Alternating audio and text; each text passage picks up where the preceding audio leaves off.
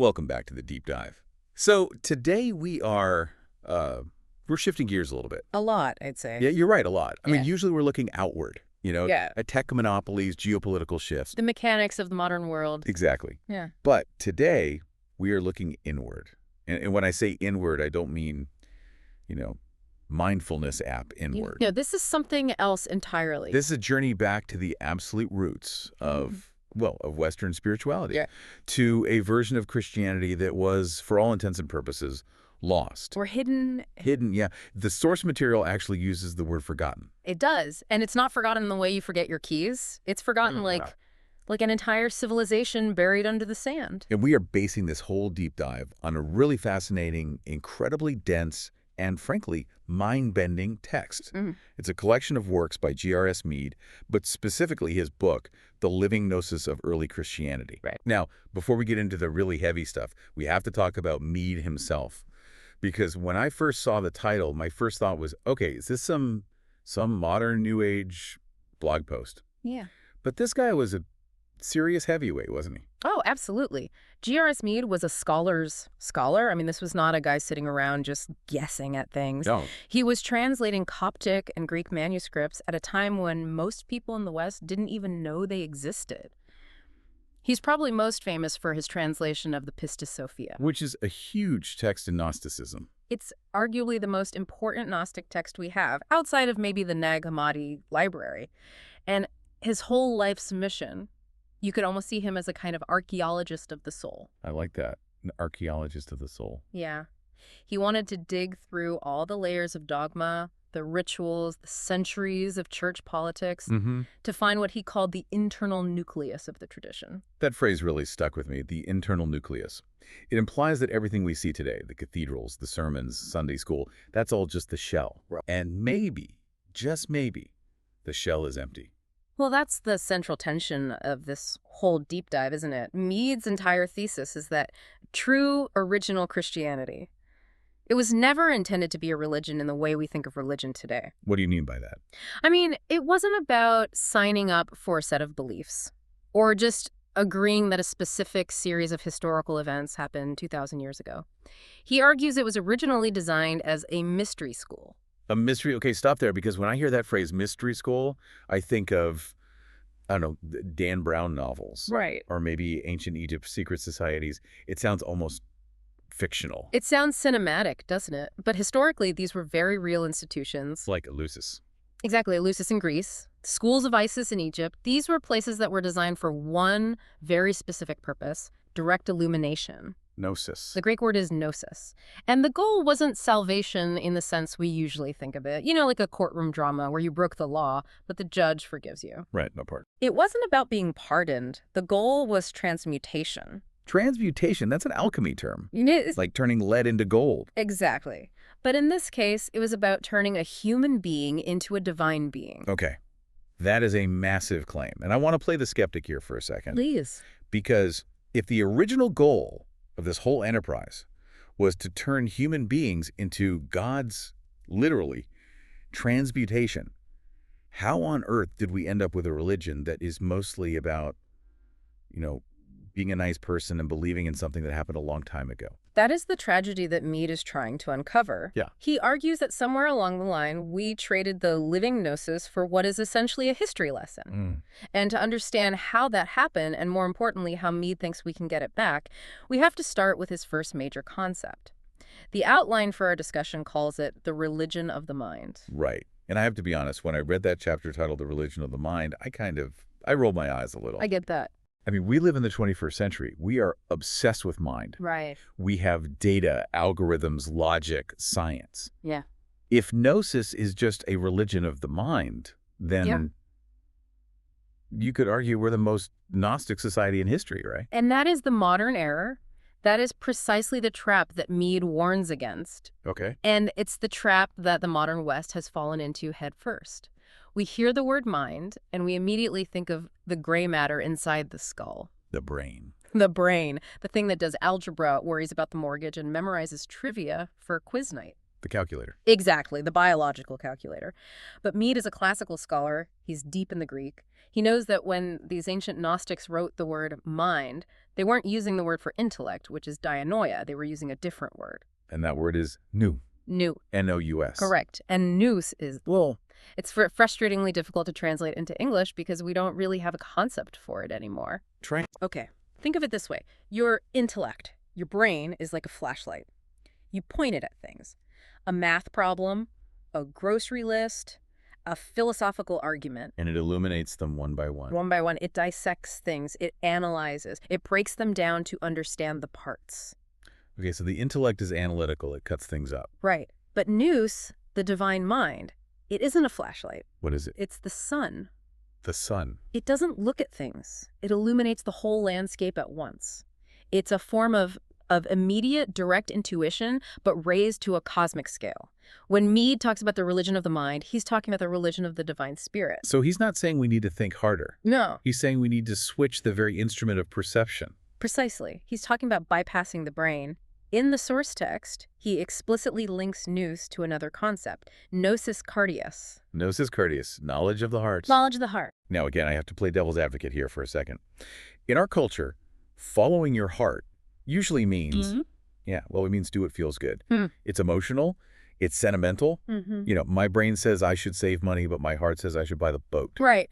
We see it as the seat of emotion and the brain as the seat of intelligence. Yeah. But for Mead and for the ancient Gnostics, the heart was a cognitive organ. It was the seat of a specific kind of vision that is actually superior to the brain's vision. Cognitive organ. So it's another way of knowing. A higher way. There's a line he cites from the Gospel of Truth, one of the Nag Hammadi texts. It says, "The Father discovers his bosom, which is the Holy Spirit, revealing his hidden." That's very poetic. But what does it mean in practical terms? The implication is that this heart knowledge, this gnosis cardias, is a mechanism for seeing the fundamental structure of reality that the brain simply cannot process. Because the brain deals in dualities. Hot and cold, good and bad, me and you.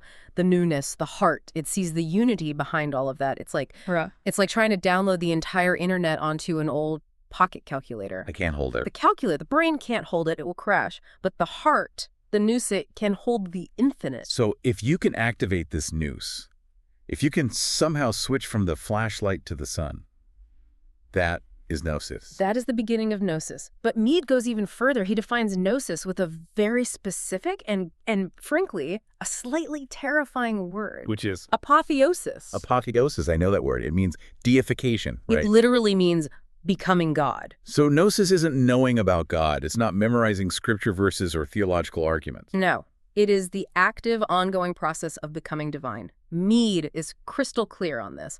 Gnosis is not a theory. It is a virtue of the soul. It's an experience of direct vision. To use a biological metaphor, the average human being is a caterpillar. And the intellect, the church, the rituals, that's all about being a really, really good caterpillar. Maybe the best caterpillar on the leaf. But you're still a bug. You're still a bug. Gnosis is the process of liquefying that caterpillar self to become a butterfly. It's a mutation of the species. It's transmutation. It's transmutation. Wow. I mean, this really sets the stakes for the entire conversation. We aren't talking about self-improvement here. Not at all. We're talking about a fundamental shift in what a human being is. And this leads us directly into the second big idea in the outline. Because if the goal is to become divine, it completely changes how you have to view the central figure of Christianity. It does. It changes how you view Christ. The living Christ versus the historical Christ. And this is probably the most controversial part of Mead's work for an Orthodox believer. I would agree. It's a huge departure. Okay, let's unpack this. Because if I go to almost any church in the world this Sunday, the sermon is going to be about a historical timeline. Jesus of Nazareth, born in Bethlehem, lived for 33 years, died under Pontius Pilate. It's a history lesson. It's all about believing that a specific event happened in the past. Right, and that is the historical Christ. It's an external fact. You believe in it the same way you believe that's a Caesar crossed the Rubicon. Sure. But Mead argues that for the Gnostics, the historical man, Jesus, was just the catalyst. He was just the starting point. He uses this incredible metaphor. He says Jesus was the flame. Okay, the flame. But gnosis is the fire. Explain that difference, the flame versus the fire. Well, a flame is a single point of light.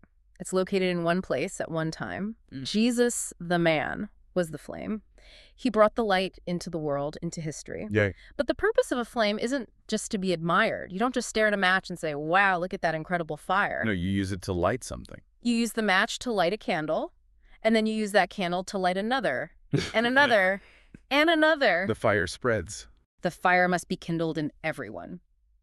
The Gnostic view is that the living Christ is not a man who died 2,000 years ago on a cross. It is a presence, a spiritual principle that exists now. In the present moment. Yes, right now, in the silence, waiting to be contacted. If you just worship the historical flame, you're missing the entire point. The point is to catch fire yourself. So salvation isn't about looking back at the cross as a historical event. No. It's about igniting that fire inside your own heart today. Precisely. Yeah. And this is what leads to what Mead calls the universalism of the living Christ. And this is the part of the text that threw me a curveball that I absolutely did not see coming. I know exactly what you're talking about. I had to reread this section 3 times to make sure I was understanding it. It's pretty shocking. We're reading a text on early Christian mysticism, and all of a sudden, Mead starts dropping names like Charles Darwin. Right. And Thomas Huxley? Darwin's bulldog. Exactly. Thomas Huxley, the man who literally invented the word agnostic. The man who spent his entire life debating bishops and arguing for a materialist scientific view of the universe.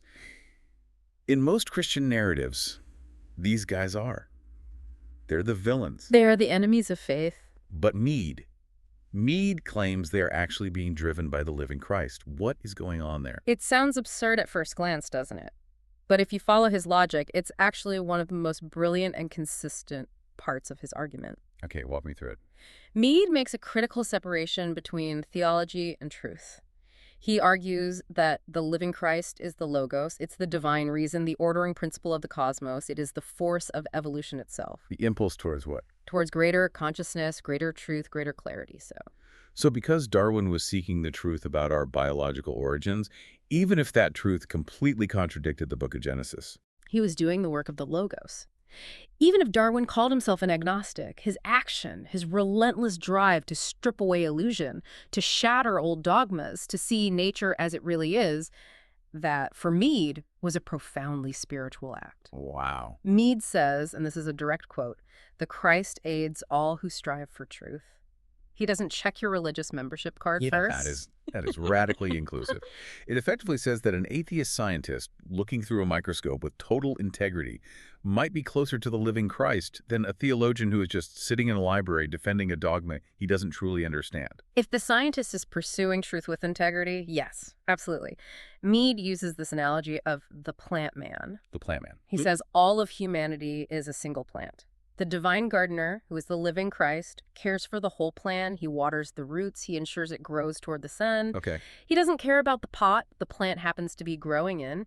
And the pot is your religion. You can be in a Christian pot, a Buddhist pot, a Zoroastrian pot, an atheist scientist pot. The gardener only cares about the fruit. Is the plant healthy? Is it evolving? Is it reaching for the light? That's all that matters. That puts a whole new spin on the concept of salvation. It's not about joining the right club or getting the password correct. It's about growth. It's about engaging in a present transformation. If Christ is a living principle, then here it's the force pushing you to evolve right now, in this moment. It completely dissolves the faith versus science debate. It really does. It frames science not as an enemy of religion, but as a different form of revelation. A different language for describing the same reality. But this idea of a universal wisdom tradition, this leads us into another area that was, historically speaking, scandalous. I mean, people were literally burned at the stake for making these kinds of connections. Yes, they were. We have to talk about the pagan link. The great scandal, the connection to Hermes. The source material brings up Hermes Trismegistus. Now, for those listening who might not know, Hermes is usually associated with Greek mythology, Egyptian magic, alchemy. God of wisdom, Hoth. Right. He's the patron of magicians. He's definitely not in the King James Bible. But Mead is saying there's a deep, fundamental connection. A profound one. And this isn't Mead just, speculating wildly. He's pointing to the historical fact. The earliest Christians, we're talking before the Orthodox Church, really clamped down and standardized everything. They read the books of Hermes. They did. Yes. They didn't see them as devil worship or some kind of pagan corruption. They considered them a preparation for Christ. So it wasn't burn the pagan books. It was more like read the prequel before you watch the main movie. That's a great way to put it. Exactly. Mead argues that the core philosophy, that gnosis of the mind we talked about earlier, is identical in both traditions. Really identical. He points to a specific text called the Poimandres. It's the foundational text of Hermeticism. And the name Poimandres literally means the shepherd of men. The shepherd, well, okay. That image is everywhere in Christianity. It is the central image. The Good Shepherd is one of the oldest depictions of Jesus we have from the catacombs in Rome. So Mead is showing us that this imagery and the whole philosophy behind it was shared. It was in the air they were breathing. The shepherd in the Hermetic text is the divine mind, the gnosis, that guides the individual soul back to its source. The Good Shepherd in Christianity is the Savior who guides the soul to salvation.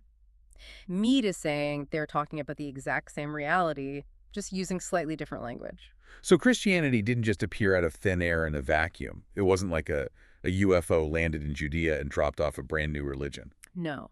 And that's a crucial point of this entire deep dive. Mead presents Christianity as the heir to the great mystery schools of Egypt and Greece.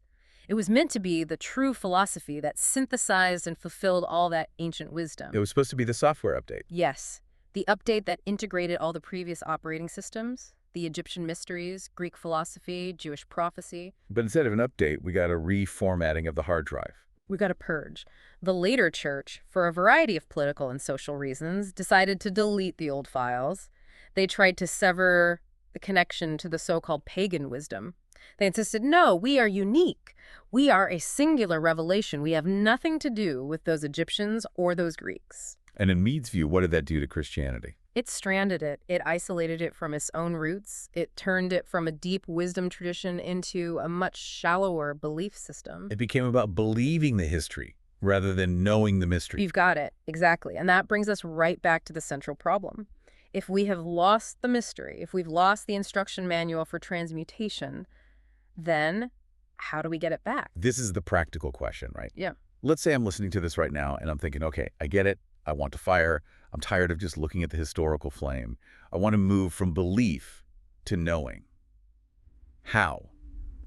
Does Mead give us a method, a practice? He does, but I have to warn you, it's not easy. Yes. It's incredibly simple, but it might be the hardest thing a modern human being can possibly do. He calls it the technique of silence. The technique of silence. Mead quotes one of the Gnostic texts directly.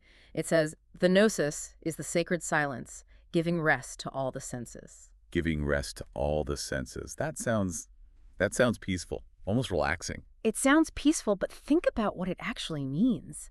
In our world, our senses are under constant assault. Notifications, billboards, music, podcasts, ironically. We are addicted to sensory input.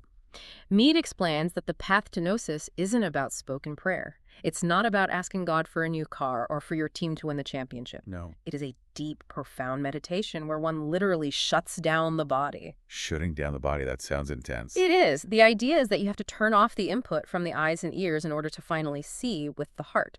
The text says the eyes of the body are just windows, or in some translations, even veils. Yes, they show us the surface of things. They show us separation. I am here, the table is there, you are over there. As long as your physical eyes are processing data, you are fundamentally trapped in the illusion of separation. So to see the underlying reality, the unity, Yeah. you have to literally pull the plug on the video feed. You have to pull the plug. That's why the Gnostics called this process a mystic death. You are voluntarily inducing a state where the physical world disappears so that what they call the eyes of the heart can finally open. This brings us to a section of the notes that I found really dense, but I feel like we have to tackle it because it seems to explain what happens in that silence. Mead starts using Sanskrit terms. Yes. This is where Mead the scholar really shines. He sees these incredible parallels between this Gnostic Christian experience and the deep meditative states described in Buddhist and Hindu philosophy. He talks about the robes of the master. The robes? Akayas in Sanskrit. Okay, let's break this down because this feels like the technical manual for the soul. He mentions 3 of them: Nirmanakaya, Sambhogakaya, and Dharmakaya. Right. Think of these as different frequencies of reality. Or maybe like different lenses through which you can perceive the divine. It's all the same light, but the lens determines how you see it. Okay, start with the first one, Nirmanakaya. The Nirmanakaya is the transformation body, or the emanation body. This is the robe the master wears when he needs to appear to us in the physical, historical world. It's the teacher you can see and touch and hear. So Jesus of Nazareth walking by the Sea of Galilee. That's the Nirmanakaya. It's the flame. It is limited by time and space. It's the form the divine takes to be relatable to us in our normal state of consciousness. Okay. The user interface. Exactly. Right. But if you are in the silence, if you have successfully shut down your physical senses, you can't see the Nirmanakaya anymore. It's gone. So what do you see? You shift to the next level of perception. You begin to perceive the Samogakaya, Which the enjoyment body, or the bliss body. This is a subtle, energetic form. It's what people experience in deep prayer or in those moments of overwhelming awe and wonder. like a feeling of a presence in the room. Exactly. It's that sense of a presence. It's not solid. You can't shake its hand, but it's undeniably real. It communicates not through words, but through feeling, through vibration, through light. This is the Christ in you, the inner flame. So the Nirmanakaya is the master outside of you. The Samokakaya is the master felt inside you. Yes, but there is one more step. The highest level. The Dharmakaya. The truth body. The body of the law. This is the ultimate reality. In the Dharmakaya, the master doesn't have a form. He is the formless universe. He is the silence itself, the fabric of reality. And to experience that. To wear this robe, to experience reality on this level, you have to lose your own form. Your own sense of self has to dissolve completely. And Mead's argument is that the living Christ wears all three of these robes simultaneously. Yes. The master is always the Dharmakaya, always the ultimate truth. But he puts on the bliss body or the physical body, depending on the level of the student. It depends on what you are capable of seeing. If you are stuck in your physical senses, you only see the man. Right. If you enter the silence, you feel the bliss. And if you become the silence, You merge with the truth. You become what the Gnostics called the pleroma, the fullness, the all. And this leads us to the absolute climax of Mead's entire argument. Because if we can merge with the truth body, if we can dissolve into the divine, what does that make us? This is the chapter Mead calls heirs of the ages. And this is where he drops the hammer. This is the great secret. The secret that gets you in a lot of trouble throughout history. It does. Ye are gods. Ye are gods. Now, wait, I have to stop you there. Because that sounds incredibly arrogant. I look in the mirror and I don't see a god. I see a guy who needs a haircut, who gets tired, who gets irritable when he's hungry. If I walk around telling people I am a god, they're going to lock me up. And they absolutely should if you say it from the ego, from that guy in the mirror. Yeah. But Mead isn't talking about the ego at all. He's talking about what he calls the great amnesia. Amnesia. Yes. Mead describes the human soul not as a miserable sinner, but as an exile, a royal exile. He calls us heirs of the eons. Now, in Gnosticism, an eon isn't just a long period of time, it's a divine power, a cosmic entity. He's saying that at our core, we are eternal divine entities who have somehow fallen into time and forgotten our own names. So the spiritual path isn't about becoming something new. No. It's about remembering something ancient that we've forgotten. Exactly. The Greek word for truth is aletheia. It literally means unforgetting or unconcealing. Gnosis is anamnesis. It is remembrance. Mead uses this powerful analogy of a king who has been hit on the head, developed amnesia, and now believes he's a beggar. The beggar king. Right. He's wandering the streets of his own city begging for scraps. He begs for a little bit of money, a little bit of fame, a little bit of love. He thinks his value comes from what other people give him. He has no idea he owns the whole kingdom. None. And the church, in Mead's critical view, the corrupted, exoteric church is like a soup kitchen for the beggar. It says, oh, you poor thing, here's some soup. Now try to be a good beggar. Follow the rules of the homeless shelter. It comforts the beggar in his poverty, but it never tells him he's the king. But Gnosis. Gnosis grabs the beggar by the shoulders, shakes him, and says, wake up. You own the entire kingdom. Stop begging for scraps. That reframes everything. It even reframes the scriptures themselves. Take one of the most famous Beatitudes. Blessed are the poor. Blessed are the poor in spirit. Yes. Usually we hear that as a call to social justice or as a comfort to the financially downtrodden. And that's a perfectly valid reading on one level. It is. But Mead argues the mystical Gnostic meaning is much deeper. It's about the beggar king. It's about the king choosing to become the beggar voluntarily. Blessed are the poor means blessed are those who have emptied themselves. You have to empty yourself of the ego, of your opinions, of your accumulated riches of intellectual pride. If you are full of yourself, there is no room for the gnosis to enter. So you have to become poor, you have to enter the silence, shut down the senses to receive the kingdom. And the kingdom isn't a place you go to when you die. It is the sovereignty of the self. Mead quotes that famous Gnostic maxim found at the Temple of Delphi. Know thyself, and thou shalt be king. Know thyself, and thou shalt be king. Not a servant, not a subject, a king. This is the ultimate transmutation. The little man, the personality, the ego, the beggar dies in the silence. And the great man, the cosmic man, the inner Christ, the king, wakes up. It completely changes the whole religious experience from, say, a legal system where I'm a guilty criminal and I need a lawyer to get me off, to a medical or an alchemical process. Exactly. We aren't guilty. We are asleep. We don't need a judge. We need a wake-up call. We don't need forgiveness. We need a cure for our blindness. We need the gnosis. So as we start to pull all these threads together, it's a huge arc. We've gone from the error of thinking gnosis is just smart thoughts, Right. to understanding the living Christ as a present universal fire, to seeing the connection with the ancient pagan mysteries, and finally to this absolutely radical realization that we are sleeping gods suffering from a case of cosmic amnesia. It's a massive journey. It's the hero's journey, really. It really is. And Mead, towards the end, he differentiates between faith and gnosis in a way that I think is really helpful for anyone listening to wrap their head around this. Because a lot of people listening might have faith, and they might feel like this whole conversation is an attack on that. No, and Mead is very careful there. He doesn't dismiss faith at all. He says faith is for beginners. Beginners in what sense? He says it's a willed belief. It's the map. Before you start a dangerous journey into an unknown forest, you have to have faith in the map. If you don't believe the map that says there's treasure at the end, you'll never even leave the house. But you shouldn't stay at home just staring at the map forever. Exactly. You can't live on the map. You have to actually walk the terrain. Gnosis is for the mature soul. It's the direct experience of the terrain itself. The Gnostic doesn't believe in God. The Gnostic knows God because they have touched that fire in the silence. It's the difference between reading a menu and actually eating the meal. That's a perfect analogy. You can memorize the entire menu. You can argue with people about the font used on the menu. You could even start a war over which menu is the correct one. But none of that is going to fill your stomach. None of it.